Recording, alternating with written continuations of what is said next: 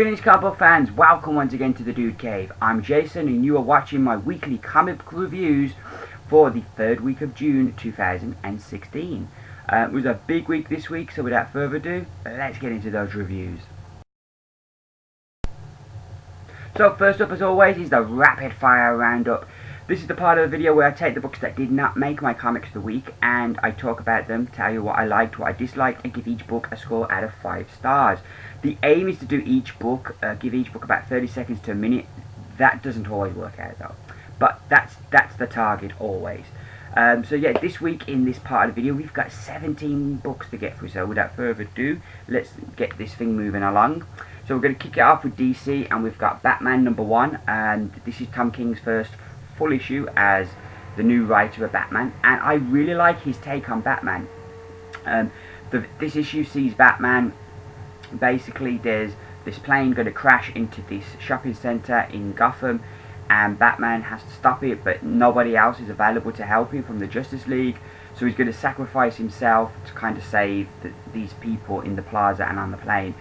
I really liked this story, this take, the selflessness of Batman, how he doesn't kind of think, well, I could save millions of lives if I live, so these few hundred on the plane and these few thousand down there in the plaza, I'm going to let them go because think of all the lives I can save in the future. That never hesitates his foot. No life is not worth saving, and I really like that about this issue, and kind of sets up, you know, kind of what Tom King's Batman's values are like.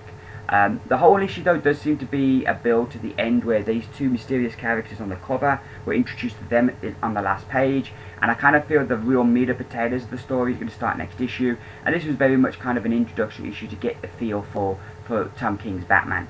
I like the usage of Alfred and Gordon in this issue, and I also really like the way that this is so different from Detective Comics, where Detective Comics is more of a Bat family book. This book is very much a Batman solo book.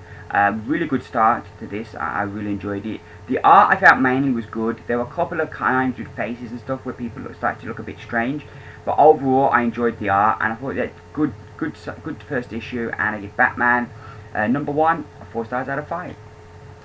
So next up we have Superman issue #1, and very much in the vein of the Batman book, where Action Comics deals with Superman as the hero of Metropolis and kind of all of that jam.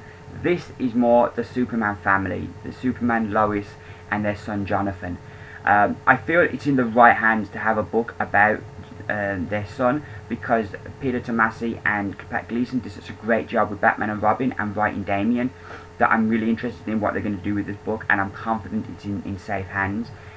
Jonathan is kind of in a different place to Damian, where Damian was kind of trying to adapt from being this assassin and to being a kid again and to being Batman's kid. What I like this book is like Jonathan is just becoming whoever he's going to become. He's just developing his superpowers, and so you kind of got that whole struggle. And I felt, while I liked Dan Jurgens' Lois and Clark series, that was excellent, I feel in this book we get an even better sense of who Jonathan is. Already we've set things up in this issue. There's a new family moved into the farm next over from them, and the girl sees him use his powers as he accidentally kills his cat. So then Jonathan keeps that from his dad, so you're like, is this girl going to blackmail him, or is she going to become a new friend for him? You know, and then it's like the whole thing, you know it's going to come out at some point, so like, you'd think his dad would understand, because like, he was trying to save the cat when he killed it, but he couldn't control his powers. So from the first issue, I really like the book, and I like the different take on it to the other Superman book. Art-wise, I think Pat Gleason does a great job. There's a couple double-page spreads that, like, just like that one there, like, what an iconic image. And then this one, and it's kind of like all the stuff that's going on in the background. My only slight gripe with the art is this is supposed to be the pre-52 Superman, and you can see on the cover he's got a very distinct jawline that kind of separates him from the new 52 version, and I just felt sometimes, or like on this double page spread, kind of Gleason's, it kind of feels like he slips into doing the new 52 Superman, but then kind of you get other images and you know he gets the jawline right. So I don't know if that was just a case of working out the kinks I don't know if that's the case, just working out the kinks, but yeah, I felt very much it did switch between the two, but I'll give him the benefit of the doubt because, like I say, could just be working out the kinks and getting used to drawing this Superman. Overall, I really enjoyed this, and I'd give Superman #1 4 stars out of 5. So moving on to IDW now, we have Transformers More Than Meets the Eye. I watched Transformers Prime on Netflix, and I've not seen that cartoon before, and Transformers was a big part of my childhood. I loved the cartoon, I loved the toys. It was one of that and Secret Wars were the first 2 comics I bought regularly, so it's always got a place in my heart. So I decided, you know, after really enjoying Transformers Prime, I'd try the comics out again. The only reason I dropped these before was never that I didn't enjoy them. It was just because at the time I didn't have an order with my comic shop, and the job I was working at the time, I'd finish in the afternoon, and it would be a rush to get to the comic shop on the evening, and they never used to get, but they still don't get many issues of Transformers in, so by the time I got there in the evening, it'd be sold out. So now that I'm able to put it on my order, I don't have that problem, so I'm able to read it. So like, I decided, yeah, it's a good time to try this out. This is Transformers More Than Meets the Eye, issue number 53.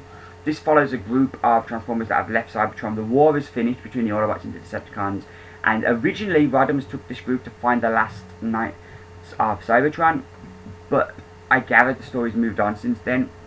I don't know if they're still looking. We've now the status quo is Megatron is the new leader of these group of Autobots, but he's denounced violence, and there's this group called the Decepticon Justice Division that are looking to wipe them out in this big battle.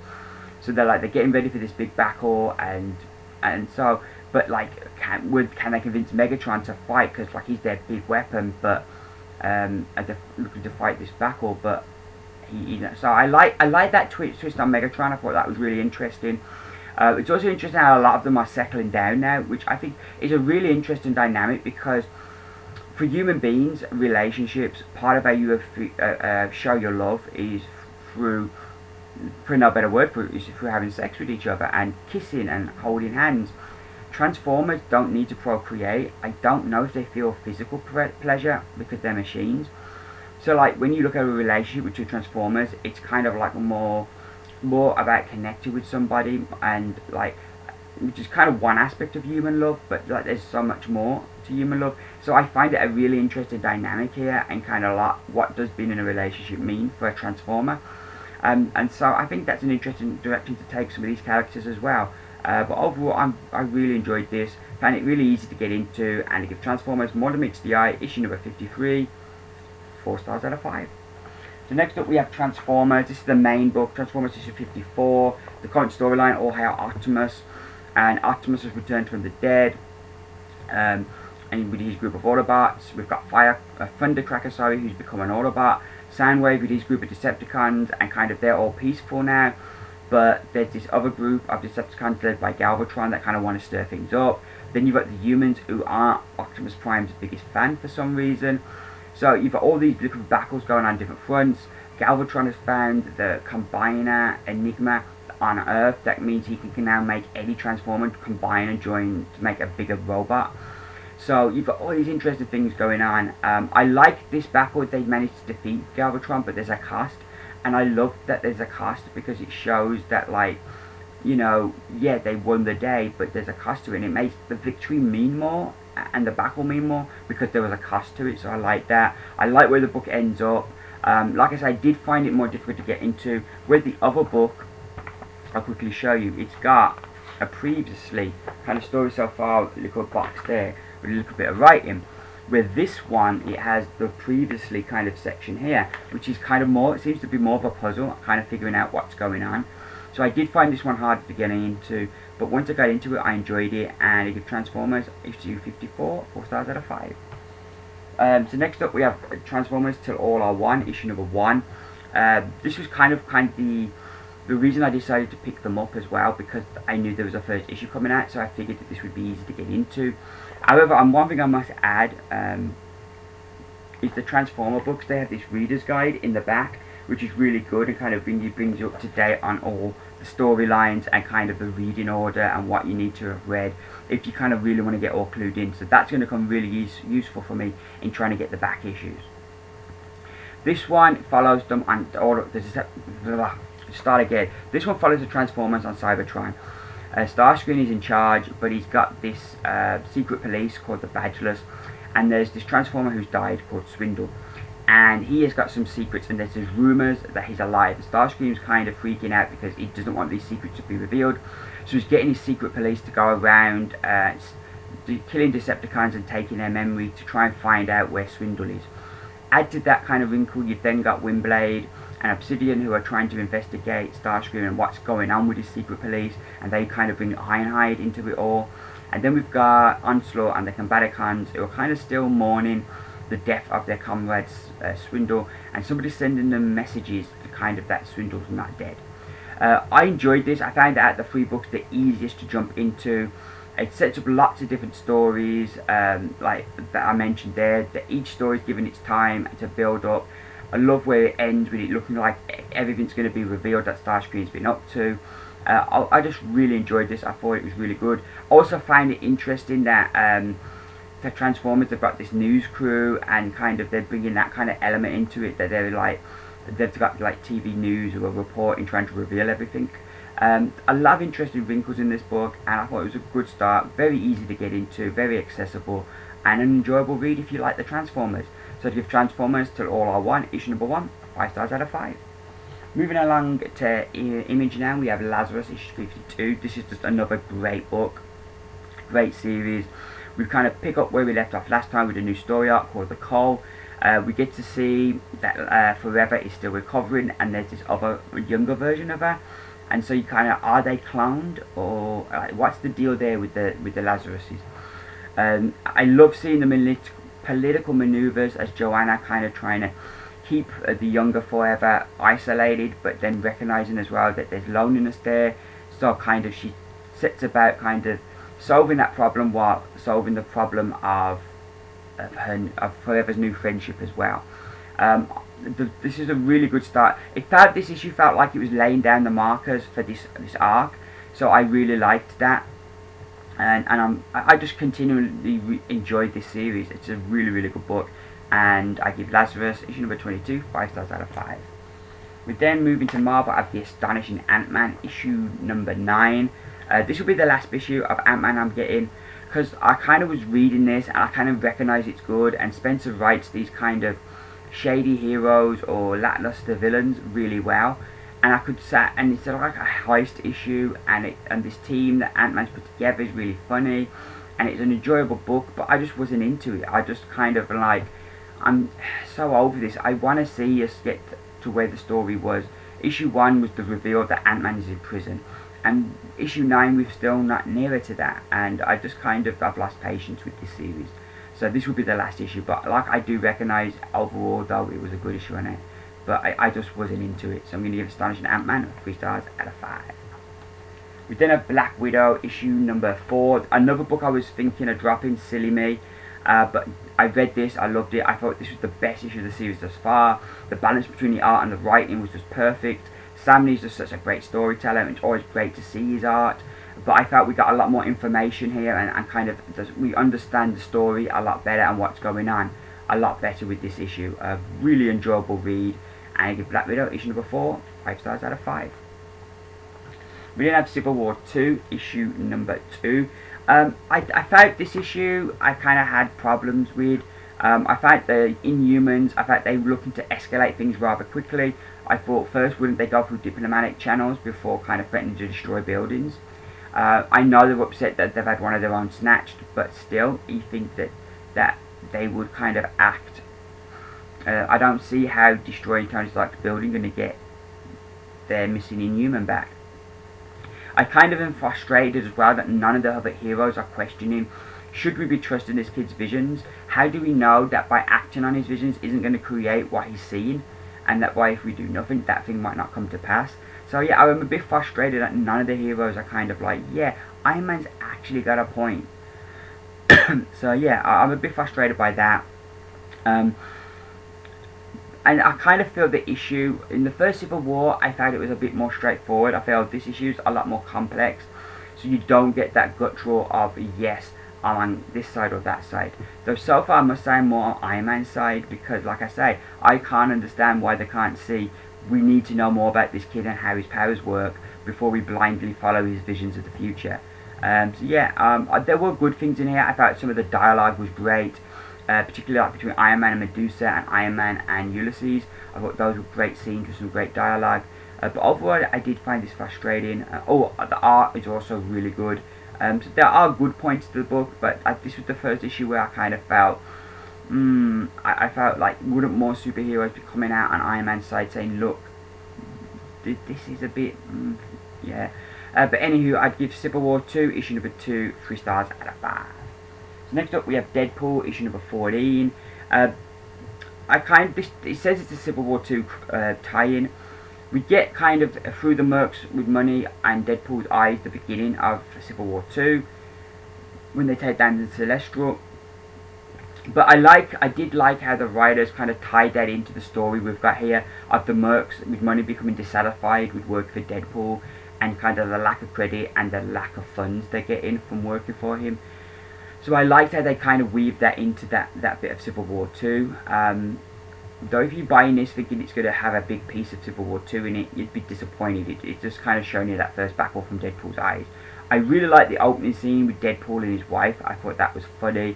And I do really enjoy what's going on with the Mercs for money here, and I think they've done a great job writing this team. That I never knew half of these characters existed when I started getting on buying this book and reading it, but I really like these different characters now, and I'm really interested to see where this is going to go. But like I say, the whole Civil War 2 thing gives a bit of a bad taste because it's not really a tie-in, it's just a little bit of the story involves Civil War 2. But I'm going to give Deadpool issue number 14 4 stars out of 5. We then got Iron Man, International Iron Man number 4, which is a blatant rip-off. There's like one little box of dialogue that ties into Civil War 2. Nothing else in this issue involves Civil War 2. This is kind of the part of the Bendis' writing I find frustrating. While I love the dialogue, which is always Bendis' great strength, one of the things I find with his stories is sometimes the wheels will spin and you won't really get anywhere. And this issue, it felt like we weren't no further forward at the end of the book of the story moving forward. Iron Man kind of seems to be in the same position at the end as he is at the beginning. Even though there's some great moments and some great dialogue, it just doesn't feel like we're any further forward. I do feel that I like the jumping for different kind of through his past and his present. I think Bendis balances that well and does a good job there, but it doesn't feel like the story's moving at all. It's like we're stuck in quicksand and stuff's happening, but it's not moving the story forward, which is something that I find frustrating as a reader. So I'm going to give International Iron Man issue number 4 3 stars out of 5. We then have Nova issue number 8, and this was really good. It doesn't kind of move the story of Civil War forward, but it kind of gives you the events through Nova's eyes. I really like this because basically he's having trouble connecting with the different heroes, and he goes to the big party after they've won the big battle against the Celestial, and he just can't connect with people. He can't get into the conversations with people. He feels an outsider, which I have that feeling all the time when I go to parties. So I really empathized for what Nova was going through here, so I liked that. Also, I like the whole kind of thing of how he's trying to balance his life, kind of balance being a superhero, with kind of balancing not having his mom worry too much about him and what's going on with him being a hero, because obviously she's a mother, she worries about him and his safety. So I liked that a lot. I thought that was really cool. It was disappointing that we don't get to see anything from him going off to space with the Avengers. That's kind of not even touched upon, and that's where the last issue ended.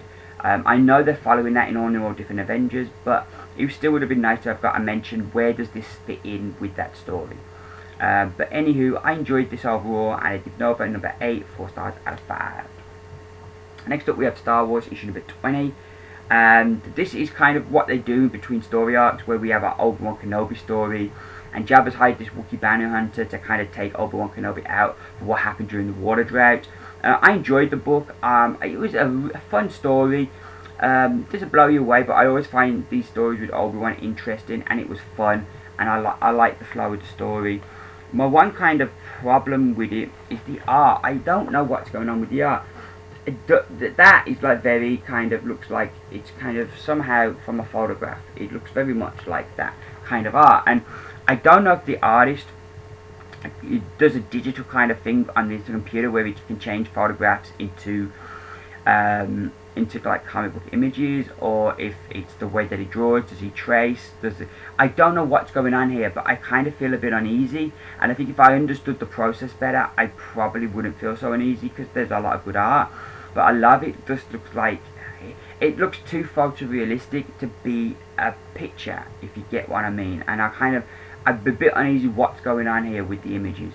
But the story's fun and I enjoyed that, so I'd give Star Wars issue number 20 3 stars out of 5.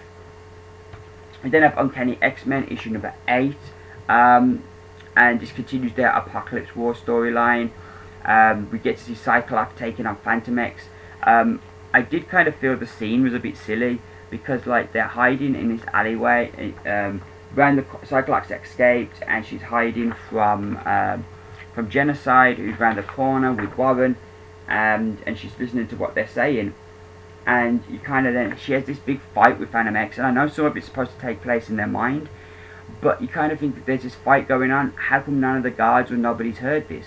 Kind of the explanation I kind of came up with in my mind is they wanted to escape, because they wanted to bring Archangel to them, so they wanted to escape to be scared and to see all these things they're doing, so that she'll call Archangel, and that seems to be their end game, as Phantom X kind of hints at here. So that in my mind kind of explains that, but it still felt a bit silly that, you know, why would you, if you're supposed to be hiding, you're having this fight when you could potentially both get caught again. We get no Magneto this issue, but I do like what's going on with Sabretooth and Monet. I think that's really an interesting development and relationship there. Enjoyed the art on this issue as well. I thought it was really good. And I don't quite understand what's going on with the Angel. How come Warrington Worthington the Third and Archangel seem to be separate now? I don't really quite get what's going on there.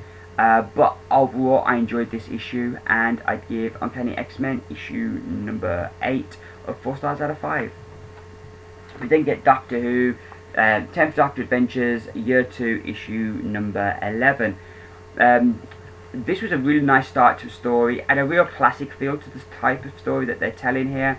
The Doctor's, well, all the characters are kind of recovering from past stories, and it's a time out, but you know the Doctor never gets a time out, and they end up in New Orleans, and things kind of start getting weird. And I really liked how the story unfolds, and how kind of we're brought in, how it brings in other stories that we've followed in this series. But at the same time, it's not essential to have read those stories, that you could still follow with this and enjoy this on its own, which I think is really good. And it was just a really fun issue, really. A good start to the new story, and it gives Doctor Who, 10th Doctor Adventures, Year 2, issue number 11, 4 stars out of 5. So as we move along to our penultimate book now, we have Archer and Armstrong, issue number 4. Again, this is just really fun. I just really enjoyed this series. It's a lot of fun. I like how kind of Archer and Armstrong play off each other, how Armstrong's the more funny, selfish one, and Archer's the more straight, selfless one, and I like that. I also like the dynamic with Mary Maria. I think she brings an interesting dynamic to it, and you know, I like the whole general theme of this arc, this first arc has been good as well, as Armstrong's becoming a better person. But the thing about the book though is that when I put it down, I've got a big smile on my face, because it's always an enjoyable read. And I give Archer and Armstrong issue number 4, 4 stars out of 5. So our final book is Wrath of the Eternal Warrior, issue number 8, which continues our Labyrinth storyline. This character called Sovereign wants to understand how Gilead's resurrection works, so he keeps killing him, so he comes back so he can study what's going on. And the whole issue is kind of the journey as Eternal Warrior keeps getting killed and keeps coming back. And by the end, he kind of has something figured out that he can do. I don't fully understand what happens. In blood, he writes this thing on the window, but I don't fully understand what happens here. I'm hoping I'll understand it a bit more in that next issue. But I enjoyed this again. I thought it was good. It doesn't blow you away, but it's a good story, and you can feel the storyline progressing well, which that's something that all the Valiant books do. You never get a filler issue with a Valiant book. So yeah, I enjoyed this. Give Wrath of the Eternal Warrior number 8. I'd give it 4 stars out of 5. So those are the rapid fire roundup books. Next up, it's time to see what 5 books made my comics of the week. So here we are with the comics of the week. These are the 5 books I enjoyed the most this week. And it's a very DC heavy week, and I find it really interesting the change in momentum in how, like, a few months ago, Marvel, they coming off hit films like Captain America Civil War and Deadpool. I know it wasn't a Marvel Studios film, but it was still a Marvel character. And you then had the books following the sequel wars. There were a lot of really interesting stuff going on, and they seem to be really hot. And DC seemed to be stone cold almost, you know. They were doing some good books, but like there wasn't any kind of buzz around or any kind of excitement. And I know most people had stopped reading DC, like that I see like on YouTube and stuff. There were a lot of people that just weren't reading DC anymore. And then with the whole DC Universe rebirth, it seems to be a real change of momentum as DC are doing a lot of interesting stuff, really taking notice of the fans and kind of righting a lot of the wrongs they did with the New 52. So you know, and there seems to be a real buzz and excitement about DC again. I know, like, I'm really excited about stuff they're bringing out. And while Marvel seems to be, and I don't know if it's just me, but I'm kind of like a lot of their books, I'm kind of falling out of love with, and I'm finding I'm dropping a lot of Marvel books and kind of replacing them with DC books. And it's going to be very interesting when the sales figures come out for July and June. We got to July yet, but I think that momentum will carry on. But it's going to be really interesting as we go through June and July, and the figures come out for those months in sales. Has that affected in sales, or is it just kind of a feeling, but hasn't really had an effect on business? Because that's going to be interesting. Because that's the bottom line for DC. You know, yeah, it's good having fans excited, but if that's going to be the end result, it's not going to increase their market share. You kind of like, they're not gaining anything. They need to kind of close the gap on Marvel. But anywho, let's get into books. First up, we have Titans Rebirth, issue number 1. I picked this up. Wally West was the first Flash I knew from the Justice League cartoon, so I was really interested. I loved his cameo in the Flash Rebirth one, and I also loved like his part of the story in the main DC Universe Rebirth book. So I was really interested to see how they're going to integrate him with the Titans here, and I like the whole story is kind of the journey of the Titans remembering who Wally West is, as he kind of finds a way to make each of them remember. And I liked like the journey that the book went on, and it left in an interesting place, and I just found myself really enjoying this. Also, it gives me my Nightwing fix, because I don't know if I'm going to pick up the Nightwing book. I want to, but it's another twice a month book, and there's only so many of those books you can pick up. Like, yeah, DC have been more upfront than Marvel, because Marvel, their books tend to be about 18 issues a year. So like one month you might get 1 issue, and next month it'll be 2 issues. So you can never kind of see where you're at with Marvel from month to month. Where DC at least is more upfront, yeah, we're going to do it every 2 weeks, there's going to be an issue. But at the same time, it's kind of like going in knowing that, you kind of question then, well, how many of these books can I add to my pool, you know, before it gets too many. So at least if I'm reading Titans, which is only once a month, I'm going to get my Nightwing fix. But I really liked this team, and I'm really intrigued and excited to see where they're going to go with this. I thought this was really great. If you've never read Titans before, you could kind of jump into this, and you kind of get the gist of the story, and it's very fun.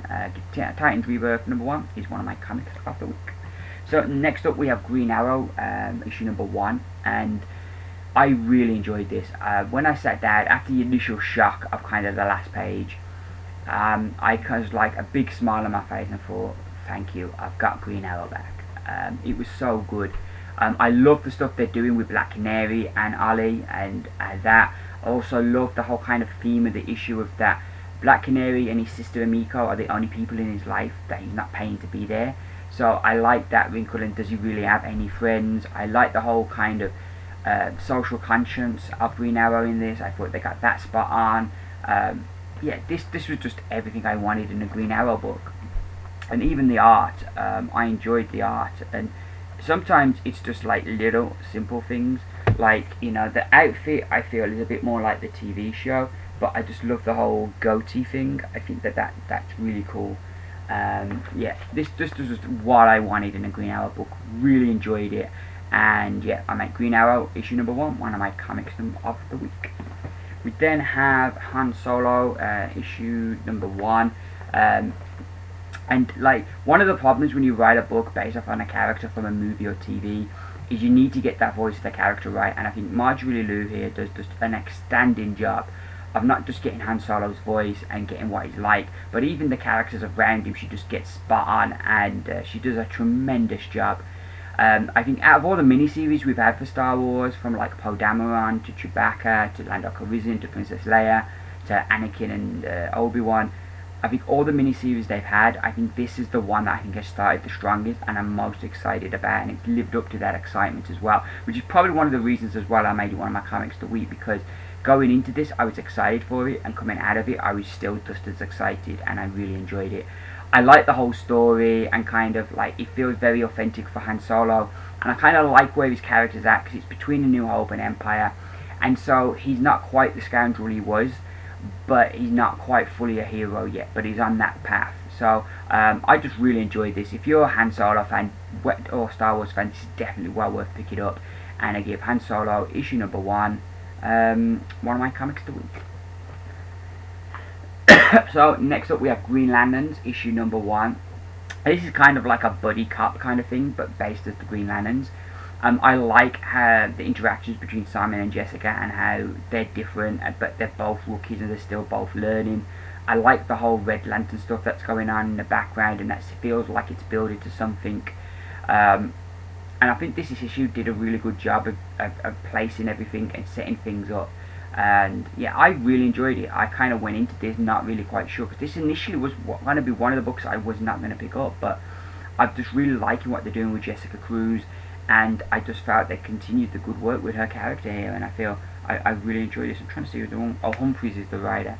Art-wise, there are some really good moment art-wise that I liked. You know, so yeah, and I just really like what they're doing with these characters, and yeah, they've definitely got me on board for the long haul. And I make Green Lanterns number 1 one of my comics of the week.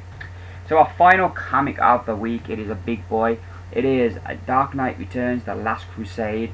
This is a one-shot. I think it's like a prequel to Dark Knight Returns, or at least I'm hoping it is.